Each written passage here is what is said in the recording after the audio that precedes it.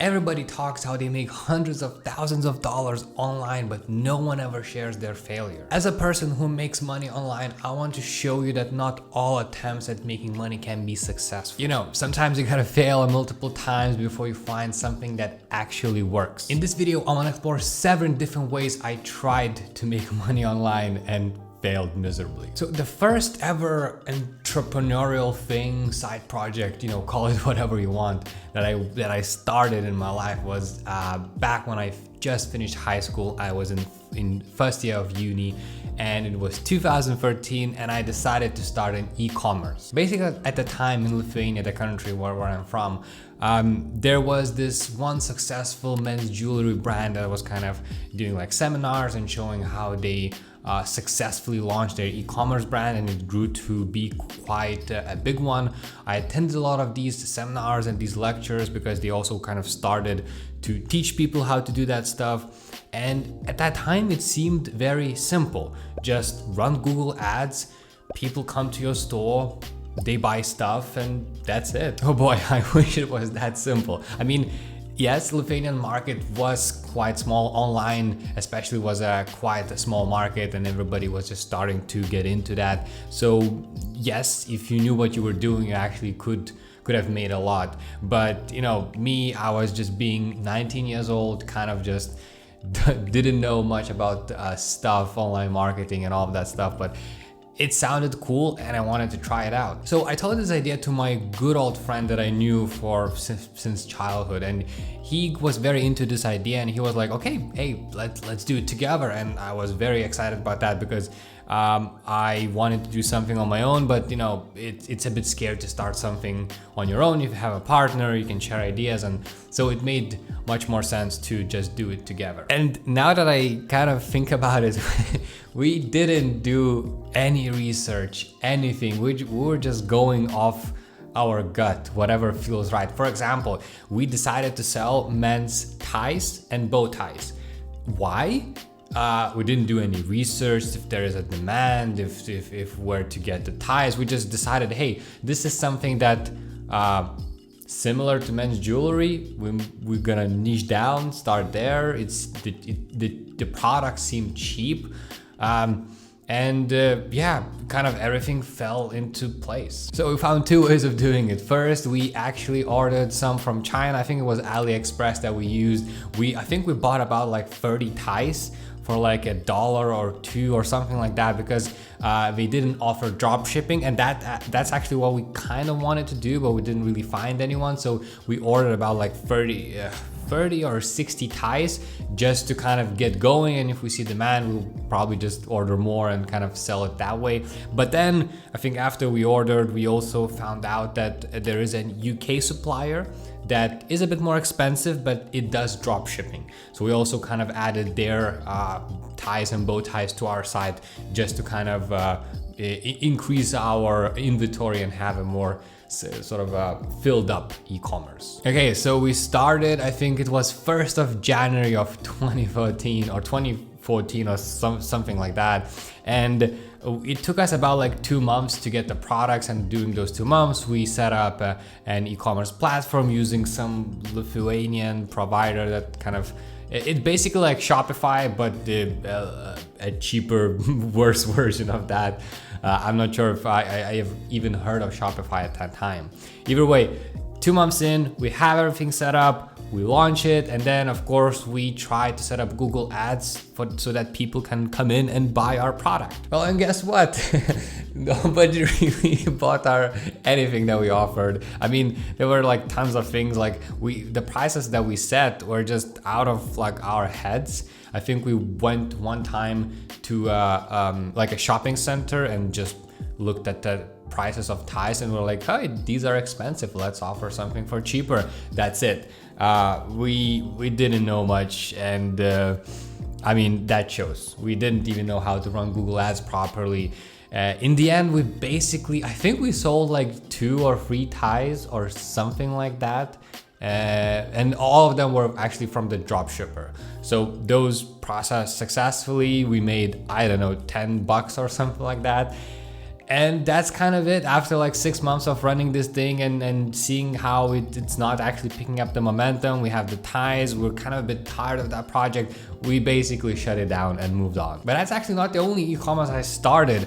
In 2017, I also bought an e-commerce website. I think it's called iLuxify or something like that. I'm not sure this even exists. It was basically a dropshipping website where you can order like phone cases and stuff like. I think it was only like iPhone cases at that time, and I bought that website in, I think it was 2017, for $1,200. For me, it seemed kind of a cheap. I kind of estimated, hey, I need to sell like just like 50 of the cases and I make my money back or something like that. So but again, no research was done. I just saw it, the price looked very cheap for me. I was like, hey, let me get into this. Now I know a bit more about marketing. I was already sort of freelancing and all of that stuff. So I figured, hey, I might do something. As soon as I bought it, I understood. I knew nothing about how to run an e-commerce shop. It was very difficult. I think I ran ads or something like that. I tried it again. It didn't really work. Again, miserable failure. And well, not actually a failure, because after like only 2 months of time, I decided that this was a mistake. I shouldn't have bought this expensive website. I mean, at the time, $1,200 for me was a lot. So to spend that, it was a huge risk. So I just decided to actually resell the same website on the same platform. And I was very lucky because somebody bought the website for the same exact price I sold it. Basically $1,200. So I didn't lose a penny on that site, which I was actually very happy. I was very afraid I might not be able to sell the site because it didn't actually generate any sales or anything like that in those 2 month period. Or maybe I generated like 1 or 2 sales or something like that, but it was like nothing. So I'm really happy I was able to actually sell that site and not lose any money on this. So the next side hustle I tried was publishing books on Kindle. This was again with my friend that we built an e-commerce store, because after we finished that, we kind of felt an urge to create something else, try another side hustle, make money somewhere else. I don't know, there was a lot of opportunity around us. It seemed like it, especially like looking at the internet, seeing what people make, sharing their stories, case studies, whatever. We wanted to do something similar. So the next thing we saw is, hey, people make money by writing books, simple books like 20, 30, 40 pages long, but like not the proper sizes or whatever. It was like shorter books. They were putting them up for sale. They're selling them for like $1, $2, $3, $5 at the time and making a lot of money. Some case studies like even showed like $1,000 per month. We thought, hey, this is easy. Let's write some books. Let's publish them on Amazon and let's start making money. Well, I guess you know that this was of course a failure. We did publish 2 books, one about gym. I think it was called From the Buff Dude in Your Gym or something like that. And the next one was 5 Layers of Happiness. We did some research. We actually reached out to some of people who actually review books on Kindle. We got some reviews. We actually got some sales. I think in the 2 years, now those books are not available on Amazon, but we actually had them, I think for like 2 or 3 years just up on Amazon collecting, well, dust to be honest, because we made in total around like $10 selling these books. So we made, I don't know, like 5, 6 sales, something along those lines. Again, nothing really major. And those sales, of course, were majority of them were made in like the first couple of months when we launched those books. Next category of failures in my portfolio is from buying websites. So remember I told you about that iLuxify website? So before that, I actually dabbled with this platform. It's the same platform, Flippa, where you can like buy websites or businesses or domains, something like that on their website, and then you can do whatever you want with them. You can sell the site or you can buy the site. So in 2016, I found 2 opportunities that I wanted to pursue. One was 24hourfitness.nyc.com domain. Well, actually it was a website that it was a bad website, to be honest. I think it had like a couple of pages. It was sort of a review of gyms in New York or something like that. it looked shady. Now that I look at it, it looked bad. It had nothing good in it. The only thing that I thought was kind of valuable, maybe the domain, like 24 Hour Fitness NYC, maybe I might be able to sell the domain at some point. So I don't know, I had a few ideas like that. Didn't know much at the time, but it was only 75 bucks. So, I mean, that was kind of a bargain for me. I was like, hey, I might as well just buy it. I saw that the site was making around $10 to $2 for display advertising per month. And I thought that, hey, that's actually a good deal. If I can like make $5 per month, I can get all of the money back in like 6, 7, 10 months or something like that without doing anything. So it seemed enticing. So I didn't really make much with that site. I think it was making $1 or $2 per month. It's very slow. I didn't really do anything. I don't even remember how long I held it. I think it was maybe like half a year or something like that. So it was a significant amount of time. But after that, I didn't know what to do with it. And I just decided to resell it again, just to another person, just basically get rid of it because it's not making any money. I don't know what to do. I don't want to continue keep managing this site. So one actually interesting thing is that when I listed this website, I did an auction and I was able to sell that website for more than I bought it. That was very unexpected. I thought I'm gonna lose money on the site. Apparently, I made $75 because I sold it for $150, double the price that I originally paid for. So in the end, I did celebrate this mini success because I thought, you know, nobody wants to buy this shitty website. Apparently somebody did, and I made some of the money. I mean, I profited. So it's technically not a failure. It is a success in those terms.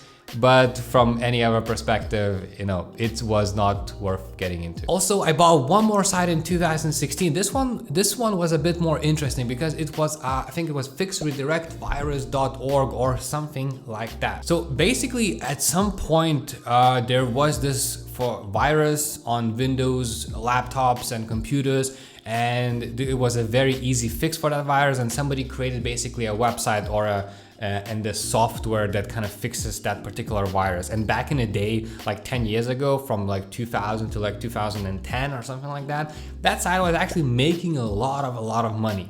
So it was a very useful thing, but I'm not really sure. I didn't really look into this too much. Again, zero research from my side. That's a mistake on me. But I saw that, you know, it's of course declining. The traffic is declining. Nobody's really buying it. There are actually a couple of sales coming in, but it's you know, it's pretty much kind of a dead thing. However, I was looking for opportunities and I saw that this website listed for I don't think anybody was bidding. Basically, in the end, I got it for like $80, and I was like, hey, I only need to make, I think, like literally free sales to make my money back, and then maybe earn some extra income. So this one was a bit more successful because I think I made a couple of sales during that time, and I think I made my money back just through sales. I don't remember how many, but I think I made at least 3 sales, got my money back, and maybe an additional sale or 2 just to get a little bit of profit. I held that site for about the same period of time as the previous fitness domain website. Probably something like half a year. But the biggest profit was, and I was really, again, surprised. I listed this website, I did an auction, and price got to $300. So I bought it for $80, I sold it for $300. So I made $220 of profit just by purchasing and reselling that website. In the monetary sense, you can think of it as a success, but I view it as a failure because I got into something I barely understood. I got into something that was obviously declining, so I just literally wanted to make some cash, quick cash, and then probably resell it, just what I did. But I mean, I'm grateful for the experience and what I learned from buying and sort of managing other stuff like domains and hostings and transferring stuff. So there were some lessons in there, But in the end, it just was that side hustle of buying and reselling didn't really work out. Another side hustle that we started was, again, me and my friend. It's gonna repeat a lot, but basically, me and my friend, we started e-commerce thing, it didn't work out. We started a Kindle publishing business, it didn't really work out. And after some time, we were freelancer, so we were working not kind of together on some clients, but kind of separate. So he was a writer, he was producing articles, doing some content marketing, getting into that side. I was more on SEO side. I was doing search engine optimization, optimizing websites, and SEO and writing actually fits really well. So we thought, hey, why not like work together and create a sort of an agency and bring in clients and do the work for them. But instead of doing it separately, let's do it together. Probably the funniest thing of this is the name. For some reason, we even had a website. I don't think I can find it anywhere, but we had a website. It's called Turtle Content. It sounds horrible now that I think about it. And but yeah, it did exist. We did have it, and we were some little small agency that I was doing SEO, my friend was doing content marketing, well, basically kind of writing articles, and we did ran with this. This was quite a while. I think we did this for about a year until we kind of separated our ways. So there was nothing wrong like between us working together, but for some reason it didn't really fit, or our proposition to the clients didn't really fit. Sometimes clients only wanted like SEO specific stuff, so I was only getting the revenue from that client, and the other times there was only articles that were needed, no SEO. So the synergies we thought we're gonna have, we didn't have as many as we thought. So we kind of went our separate ways. It was more profitable for us to do our own individual things than to build this agency, which it wasn't. I mean, the agency was only in our heads because we only had a website and just two of us. So we didn't really build anything out of it. We were probably a bit too young at that point, but we still tried. So this is a more interesting one. Do you know Medium.com, a website where you have to pay like $5 subscription to read articles on their website? It's actually one of the bigger websites in the world. And it has this program called, I think, Medium Partner Program, where basically you can write articles, and how much people read, you get paid a percentage off of their subscription. It's basically the same as YouTube. So now on YouTube, you might have seen some ads on this video. I get a commission. Medium is the same, just for articles. And this was actually quite recent. I think it was 2020, beginning of 2020. I told this to the same friend I ran any other side hustle about this Medium platform that you can make money from it. And he decided to give it a go because I read some case studies that people are making like $1,000 per month for writing on Medium. It was very lucrative. My friend did start, and he basically blew up since his first article. I mean, he is a writer from the heart. He has been writing for many years, like before he even got to the Medium. So he knew how to, I don't know, entice people. He has his style, and to be honest, I really like his style. It's very captivating. I think that's what kind of set him apart. And he blew up on Medium. He started making $500 per month, then he went to $1,500 per month, then he went to $3,000 per month, then at some months he made, I think, over 10 or like $14,000 in 1 month from Medium. So how could I not give it a go? I mean, I'm not a writer, yes, but maybe I should try it. I mean, write a few articles per month, maybe earn like $500 per month. You know, sounds quite cool, doesn't it? And so I decided to give it a go. I wrote my first article, poured my heart into it. It was about like podcasting and why podcasts will be a big thing in this upcoming decade. To be honest, I'm actually really proud of that article. I put a lot of research into it. I put a lot of time into it. I actually contacted and interviewed a lot of podcasters, some of them which I even listened at that time, and just to get their perspective, their feedback. It was a huge piece. I published it, and nothing really happened. And it's not, I'm not blaming Medium for this, but I kind of noticed by doing this process and writing this article, I'm not a writer. I don't really enjoy the process, and I might make articles for my own website, for my own thing, but for Medium you need kind of a specific angle. You need to apply for these different kind of groups to get your articles featured. It's basically, when I found out what needs to be done, I figured this is not what I want to do. So Medium, I did try it and I did fail at it. And in the end, I made $5 or a bit, I think just above $5 throughout until basically today. So yay, $5. Another side hustle on my list is podcasts. So at the beginning of 2020, I wanted to do something different. I created a website and I thought, hey, podcasting seems awesome. To be honest, actually this microphone you see right here, it was bought not because of YouTube, it was bought because of podcasting. I wanted to do podcasts. I was at the time very into podcasting. Like throughout 2019, I discovered podcasting world. I fell in love with it. I found some of my favorite creators through podcasts. And I thought it's so fun. I like to talk, I like to share ideas, and it looks fun. That was the kind of the thing that drove me to start my own podcast. So I did the whole cover. I did the whole even like intro.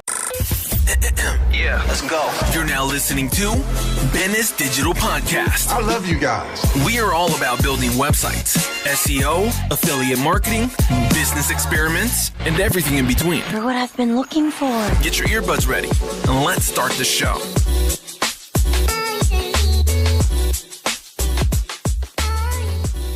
I never really intended to make money off the podcast, but I knew if I keep doing it, if it gets some viewership, listeners, it might get big at some point. I might start making a couple $100s per month, but there was never an intention to make money from it. The intention was just to try it out, have fun, try to produce a podcast, see what that's like, kind of get into the whole thing. So in total, I think I produced about like 6 or 7 episodes, and they were actually really fun to make. I actually enjoyed the process and everything quite a lot. I mean, editing the podcast was a bit of a pain in the ass, same as editing the videos. So in total, I actually made $0 from the podcast. I did like 7 episodes in 3 months or something like that. And it kind of died down after that. I found some other projects I want to move on, and I kind of just moved on doing something else. But this is something I tried. I obviously failed because it didn't really continue to, but I did learn quite a few things, and I understood that I do want to do a podcast at some point in my life. When I'm gonna do that, I want to take it more seriously. I want to invest in it. I want to kind of do a proper setup. It's just do a proper podcast. I do believe it's, I'm not really looking to earn a living from podcasting, but just to have it as a side hustle that makes enough to cover the cost of the podcast, I would be down for it. So depending when you're watching this video, I might already have a podcast or maybe not. We'll see. But this is something that's definitely on my list of things that I want to do. And the last thing I tried in my entire entrepreneurial career was making a digital product. So back in 2020, there was this big hype about everybody going online, indie hackers community, where basically just individual people create businesses, products, and whatever. It was kind of blowing up. I was also into that, and I saw people making a ton of money on digital products, especially through Gumroad, a platform which also exploded during 2020 and 2021. Seeing that all demand, I thought, hey, is there something I can actually offer to anyone that they want to buy? As my specialty is SEO, I came up with this idea of having a resource list of every single SEO thing you can think of. So I made this huge list of every SEO service, product that I use, that I recommend, that whatever it's just a big resource list. It's not a book, it's not nothing, it's just a list. And I thought, hey, I might just sell it for like 5, 10, 15 bucks, something like that, which is not too expensive, and people I hope so, get a lot of value from having access to the resources instead of going and trying to find on their own. So this venture actually was a bit more successful than the others, at least from my own measurements. So I didn't make a ton of money, but the whole process, it went kind of smoothly, kind of quickly, and I was able to actually get 20 free sales and make just above $80 through, well, the launch of the book. After that, it didn't really make a cent, a dime, but I did make some at the launch. Okay, so these are the 7 things I failed to make money at, but have you seen the 5 things I actually succeeded and start making money from? Check that video out and you'll see which of them actually were successful. Okay, that's it from me.